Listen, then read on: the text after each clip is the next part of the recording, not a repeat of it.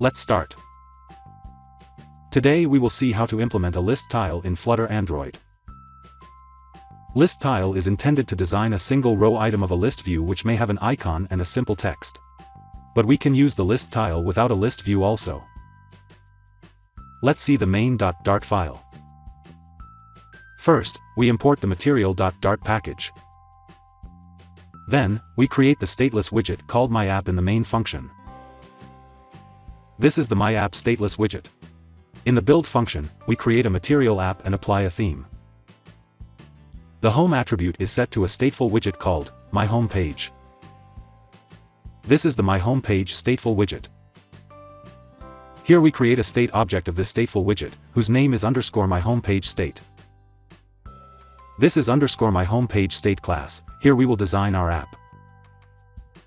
In the build function, we have a scaffold widget, upon which we will design other widgets.